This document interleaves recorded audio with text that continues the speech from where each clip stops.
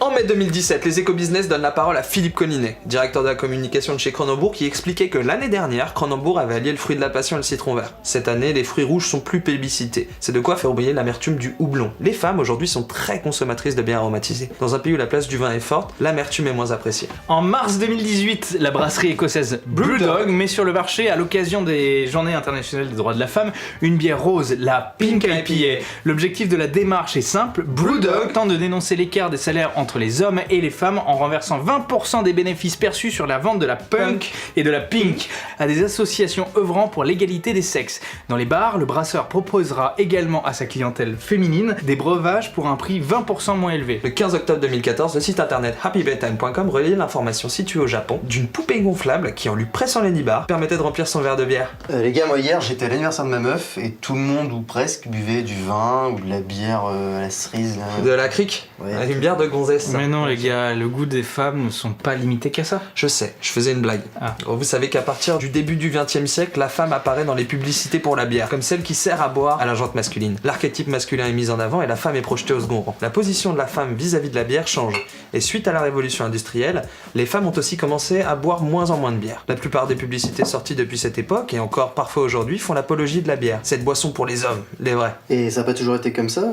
Moi j'ai toujours imaginé que la bière c'était une boisson de mec. Non? C'est plus compliqué que ça. La bière est une boisson sociale qui est indissociable de l'épopée humaine. Contre toute idée reçue, dans l'Antiquité, le brassage de la bière était une activité réservée aux femmes. On la considérait comme une boisson sacrée et la bière était consommée et utilisée dans les temples comme offrande. Le service était effectué exclusivement par les femmes. Certaines fouilles archéologiques montrent que l'Égypte est l'une des premières grandes nations brassicoles et la bière était considérée comme une boisson divine, contrairement au vin qui était reversé aux nobles. D'après de nombreux documents, nous savons que la bière était la nourriture de base d'un Égyptien. La famille royale en consommait, ainsi que les prêtres, les ouvriers, et la quantité variait suivant le rang de chacun dans la hiérarchie sociale ou ecclésiastique. Pour une expédition dans le désert, ils emmenaient en plus d'un boulanger un brasseur afin que chaque personne ait une bière journalière. Il fallait acheminer bien sûr tous les ingrédients, les outils, les récipients nécessaires à sa fabrication. Et pour revenir aux femmes, Cléopâtre prenait ses bains de bière pour conserver une peau douce.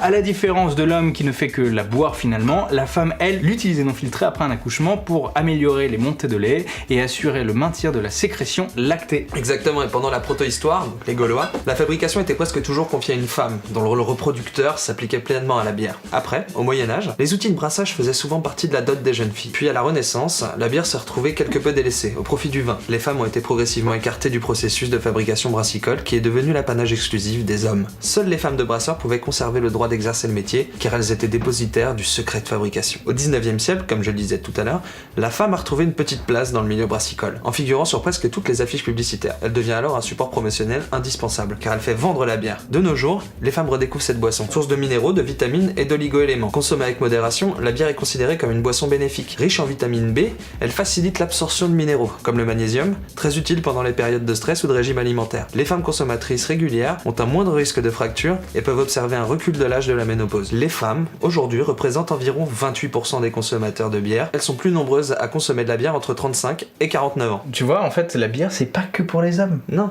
Et au cas où elle n'aime pas trop la bière aux fruits, on lui conseille de boire de la IPA, comme celle de la Pan Am Brewing Company. L'œil de biche.